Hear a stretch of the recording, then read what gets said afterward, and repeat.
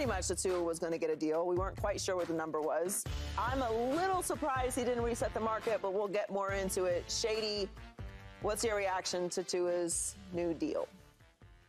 I'm happy for the brother. He got paid. I like it for him. But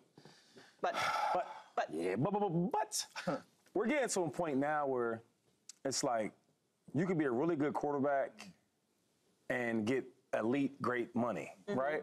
Like as we look at this, the list now of all the quarterbacks getting paid, you got Trevor Lawrence, right? You got Tua, you got Jordan Love's about to come up, right? You have Joe Burrow, yeah, right. You got Joe Burrow. You got all these guys. So I'm just thinking of all these different names. Like if I'm Joe Burrow, if I'm Patrick Mahomes, if I'm these guys, like why I gotta be elite? Why I gotta be elite? Because guys like Trevor Lawrence is the head of the class as far as getting paid.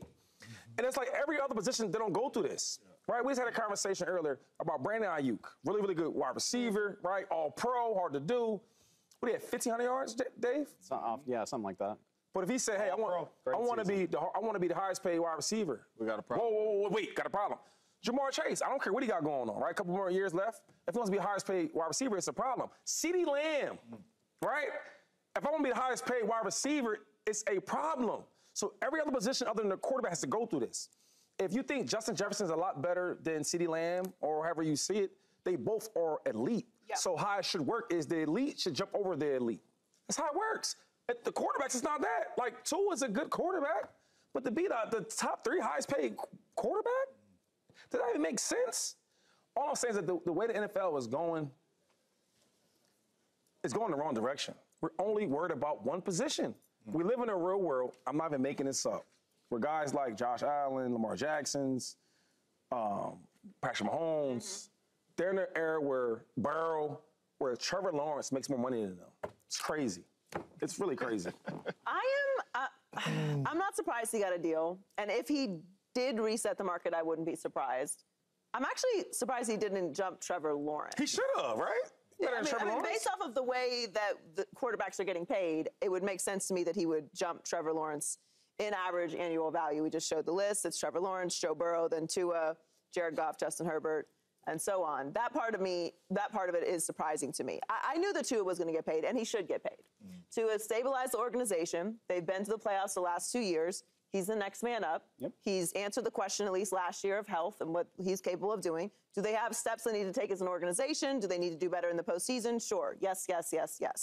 But as far as what he's making per year, I am a little surprised by it. I do hear what Shady's saying, but Dave, what is your reaction?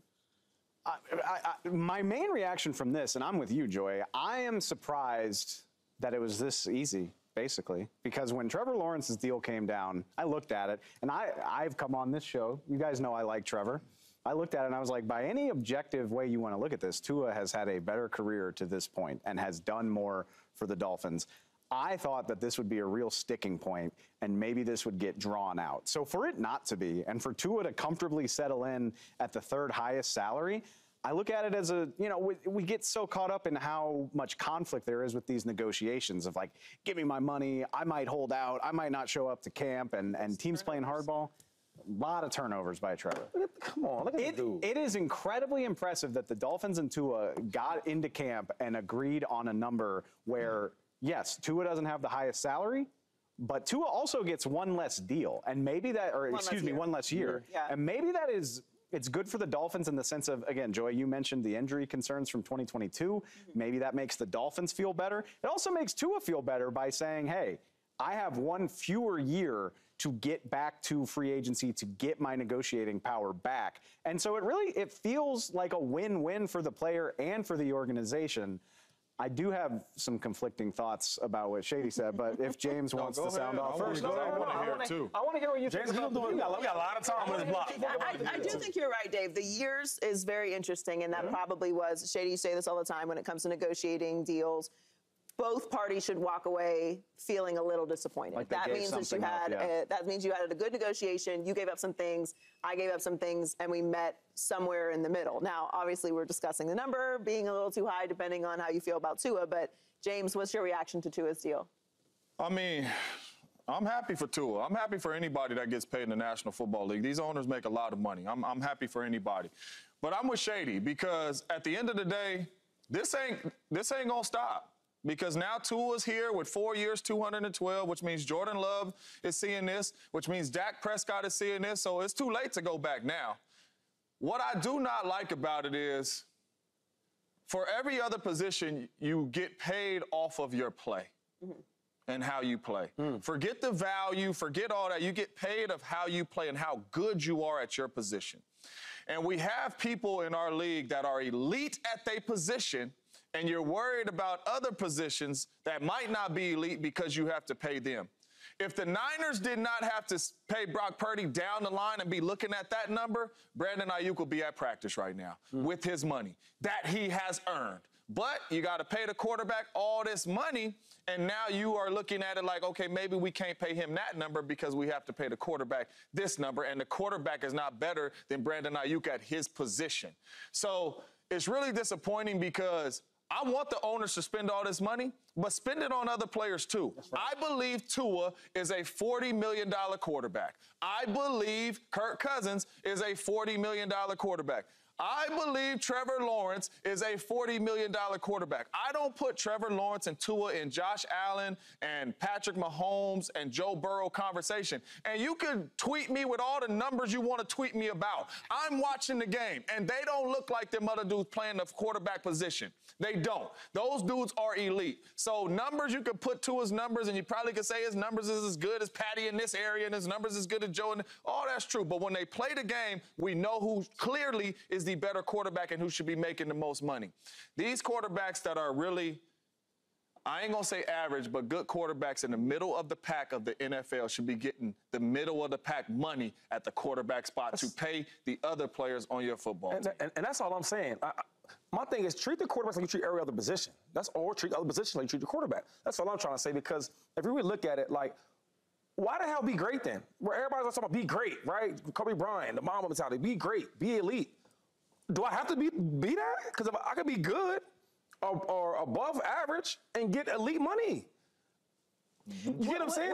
Hold on. Because look, my thing is, like, other positions, they have to be great. Like, Justin Jefferson had to fight for his contract, and he's elite of the elite. That's all I'm saying. What do you make of the quarterback being more valuable than other positions? Because that's really what this is coming down to. Like the desperate. And listen, I actually agree with both of you. And I think that it will take a team having the guts to say, we're not going to do this. We're not going to follow this trend. We're going to pay you what we believe that you're worth. And if you don't want to come in, don't come in. And we will run that risk because we know that you are worth $40 million and we want to pay you $40 million, but we're not going to pay you $53 million or $55 million because you're not in that level. And if they did slot it the way that they slot other positions, then that's how it would get paid. But there's a desperation for the quarterback position. So you say valuable, right? Because every team is all different. Like the Niners. So you gonna tell me that Brock Purdy is the most valuable player on the team? Well, you know who I think is the most valuable. No, I'm asking you. You gonna say yeah, right? He's up there. But I've watched. I mean, he's one of them. Right. I've watched that same group of players go to the same place with him, without him. I've seen Jimmy G, who's awful, right? We agree he's awful? What have they done since Brock Purdy took over, though? Well, the results have been markedly different. They've been to the same place. They did the same places. Jimmy G. Same places, NFC Championship. NFC Championship game, and it was Super. So when you ask me, it looks better with Brock Purdy. However, whatever that means. It does. I mean, whatever. It does look better. But when you say, when you ask who's more valuable, right? As in, this is the most valuable player we have. We can't do nothing without him. I would say it'd be Trent Williams. But if you ask me who's the most valuable player, you would want to say Brock Purdy. But they've been there under Kyle Shanahan because he wins. They go to the NFC Championship game. They're going to do that, regardless of who the quarterback is. And then they go to the Super Bowl. So they did that. One more. We're going to ask about who's more valuable. Like the Giants, right? You telling me that Daniel Jones is the most valuable player in that team? Well, Daniel Jones shouldn't have gotten that contract. I mean, that's a different Because a lot of players can do that. I'll give you some more guys. Baker Mayfield. Is he the most valuable guy on that team? They went 9-8, and it was barely in the playoffs, right? When was the last time a non-quarterback won NFL MVP? I think that helps me. Come on, bro. That's their award. That's their award. Because it's the most valuable position in the sport of football. But what I'm saying is most valuable don't have necessarily mean the highest paid, though. Can we talk about the Dolphins? Because I think the Miami Dolphins are actually a really perfect case study for what we're talking about here. He's the most valuable? Yes. Okay, go ahead. Because we've seen this team with and without Tua In the Mike McDaniel era, since they got this wonderful coach, since they traded for Tyreek Hill, found Jalen Waddle, which actually, it addresses 2 points. Found the people around him. There you go. Come on. James, to your point, which I don't agree with, the Miami Dolphins have 2 of the top 5 highest paid wide receivers in the NFL. Jalen Waddle and Tyreek Hill are being well compensated. So, first of all, you can't afford other players when you're paying a quarterback. The Eagles are paying 5 different players $20 million or more. If you're good at your job, if you're good at building a team, you can afford to pay good players to surround your quarterback with. On top of that, we know what the Dolphins look like without Tua. He missed or didn't finish 6 games in 2022, Joy. You remember what the Dolphins looked like without him? Not great. I got the numbers. Give us the numbers. They averaged 16 points per game when they didn't have Tua. It jumped up to 27 when he was there. And I don't even think Tua is some top 5 quarterback. I think he's comfortably in that 10 to 12-ish range. For sure. Yep. He is an above average, very good quarterback.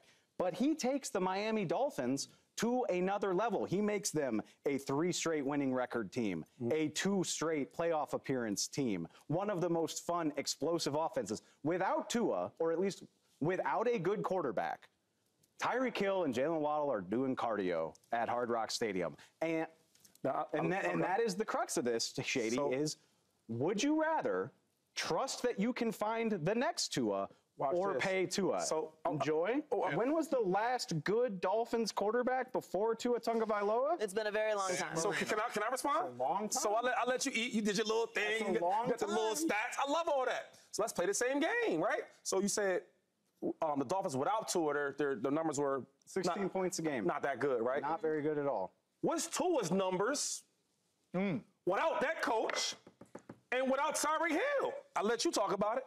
But Tua's not costing Tyreek Hill any money. Wait, hold on. Tyreek Hill's making a lot of money. We playing this game you like to play, right? Because this is the problem that people forget. See, I don't forget. I know who you were before your boys came, right? You big and bad now. You got your muscles out, shirt off. You big. You got all these security guards. But before they got here, what was you, though? Because before McDaniels got there to the Dolphins, before Tyreek Hill got there to the Dolphins, I knew what he was. They were trying to replace Tua. She's a Dolphin fan. Yes. She couldn't stand watching Tua play. Dolphin fans can agree with me. They know I ain't tripping. So when you talk to me like that and show me these different numbers, right? If I had the time, I would do it for you. I would show you numbers what it would look like with Tua before McDaniels got there and Tyreek Hill got there. He was a regular dude that nobody wanted to see. There's only one quarterback in the world who doesn't need all that to be good, and he plays in Kansas City. But all I'm saying is, before you got there, see, this is a problem with like when they bring this up. If you're a good player, right, and you don't have as much talent, you still gonna look like a good player. When you get some talent around you and some good coaching, you gonna look like a great player. That's the difference. When I watched Tua, I didn't see none of that. So all I'm saying is the same energy you giving me about, oh, well, what's Dawson without him? It's the same thing without that coach. I think Justin Jefferson is a good example of that. Like Justin's numbers, and he doesn't have an elite quarterback throwing to him, and he didn't have Kirk. Like to your point about elite players look elite no matter what's going on. Because you have elite players on really bad teams, and they still look without the support, without the help. I mean, I don't want to throw your teammates under the bus, but you went to Buffalo.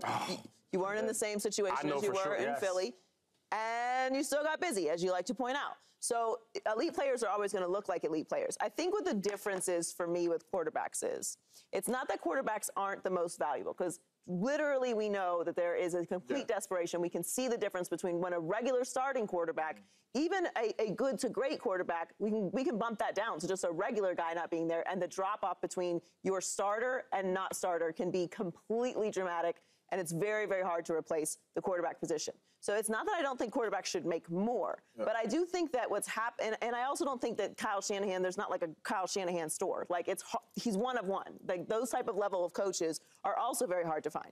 But how he has built the Niners is a great example of if you don't have to pay your quarterback this amount of money, the amount of players and stars and dogs that you can stack your team with so that you are every other year in the NFC Championship game. And people are arguing that you're a better coach than coaches that have won the Super Bowl, just because we see what you can do year in and year out with the roster that you have put together. So I think if the number was just more reasonable, it's not that Tua is robbing from Tyreek Hill. It's the amount of money that's left on the table because quarterbacks are taking up such a huge part of the salary cap and the money. And that's my thing, because Dave brought up numbers of who, teams are paying and all that type of stuff. But we know teams can pay a whole bunch of other players, too, that's on the team, on the offensive side of the ball and defensive side of the ball. All I'm saying is you're still the highest paid player on the team making $40 million a year. Right. Why, to be an average quarterback, do you have to reset the market making $53 million a year or $55 million a year in Trevor Lawrence, and you have not earned that money by your play? I don't care about upside and all that, right? My little kid's got upside right now. I don't care about none of that upside. What you have shown, and you're up for a contract negotiation right now, what you have shown us on the football field is that you are 12. You said 12. He number 3 right now in money. You said probably 12 best quarterbacks. So all I'm saying, you saying value, $40 million is value. You're the highest paid man on the team, and now we get to keep a bunch of other players around you. That are probably better. For example, I'm going to ask you a question, because you don't like my Eagles. Is Jalen Hurts the most valuable player on the Eagles? Valuable? Yeah. He's the quarterback. Yes. See what I'm saying? Okay. You see what I'm saying? Yes. Is he the best player? No. I think he's probably around 5. So what I think the argument is the best player should be paid at the top of the market. That's just not the way it works. And then, where is the tipping point with the value of the quarterback? What we're saying is we need to get it working that way. That's what, right. Is your beef really with Tua, or is it with Trevor Lawrence? Both. Yeah, I want both of them. Me too. Because my thing is like, what's the definition of being elite and being great? Because them dudes ain't great, right? They're not great. No. And don't get me wrong, my beef ain't with none of the players. You see somebody, you see Trevor Lawrence go get that money, Tua is exactly right. I'm going to get all this money. Right. But my problem is more, it's not about Tua or Trevor Lawrence. I don't even, Tua's one of my neighbors in my house. Anyway, so it's not no issue with them. My problem is more of we're not writing these checks. My thing is more of the other players. There's other players that are very viable and better. And when they come and get their money, it's a whole argument. We watching the San Francisco 49ers go through it. B.A. should get his bread, right? All these other wide receivers and different players, they should get their money because they earned it. Yeah. And they are elite players. This is the only sport, I can't even go there because basketball is wild too. But in football, it's the only position where you can be a really good player and get paid like you are an elite and great player. That's the only thing I'm saying. If you want to do that with the quarterbacks, that's cool, but treat everybody the same way. That's all I'm trying to say. I actually agree with y'all. You got to. You got to agree. But here's the difference: is y'all want it to be one way, but it's the other way. It just doesn't work that way. Wrong. Brandon Ayuk is in the very unfortunate circumstance of being on a team where there are 4 other guys that you could argue are the best in the league at their position. Go to CeeDee Lamb. Let's go here. CeeDee Lamb's going to get his money. That's going to happen. But what money? You know what I'm saying? He's going to make equal or maybe even slightly more than Justin Jefferson. But wait. That's just how this works. But he's having to hold out. The problem is, he had to hold out for one. Trevor Lawrence didn't hold out. Them dudes ain't even that good. Tua, he's better than Trevor Lawrence, but he didn't have to hold out. Not really, because he's there, but he's not. You know what I mean? He held in. That's the new thing. Held is a good thing, right? It's good faith. But what I'm saying is, it should be without a doubt that CeeDee Lamb should go. He should be the top wide receiver paid because he's an elite player, right? Even if Justin Jefferson is better. When you're elite, there should be no argument. Because the quarterbacks, you don't have to be elite to jump over the elite player. Here's what I'm saying, Dave. Really quick, why aren't they paying Brandon Ayuk? Like I said, they have already paid George Kittle. They've already paid. Trent Williams is now negotiating for more, which is fair. Because he should be the best left tackle in football. CMC, the best running back in football. Nick Bosa on the short list of best. What I'm saying, what's the real reason, though, Dave? What's the real reason? They've already given out all that money, and they have Brock Purdy to worry about. That's the Brock Purdy. Come on. Now, hold on. Before you go, Dave. Now, Brock Purdy, because I like Brock Purdy, and I don't judge him because he has a good team around him. But 32 teams, how many teams are going to be begging to give him $300 million? Do you know how much money the NFL distributed just from its media rights deal to its teams? It's not about that, Dave. Yes, it is. Well, $13 billion. Yeah, but it's a salary cap league. Guys, what happens if you don't have a quarterback? I hear you. You were a wonderful receiver in the NFL. How do you feel about Garrett Wilson? Love him. He's an amazing player, isn't he? Can't wait to see him with Aaron Rodgers. You can't wait to see him with a quarterback who can maximize his What about ability, Jimmy G? Go there. Ask me that question. What's that have to do with Jimmy G? No, because you're doing this. You're doing a bad quarterback thing. So ask me, Shady. What about 49ers? Go ahead and ask me that. And Jimmy G. I'm not sure what you're trying to. You know, Jimmy G was once made the highest paid quarterback in the NFL, right? Jimmy G set the market at $27 million, which is crazy that it was ever that low. I mean, you say that's still wrong. What I'm saying is they went to the Super Bowl and he did very little. That's what I'm saying. I don't care what the market say. See, the problem is we look at the market. Oh, this is the market. No. That's what they want to show you. I'm telling you the truth.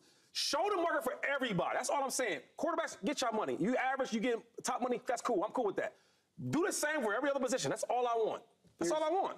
Where I was going with the Garrett Wilson thing is, and I'll say it one more time, I don't think of Tua as this elite quarterback. Yeah. But again, put yourself in the minds of the general managers and the owners that have to pay these contracts.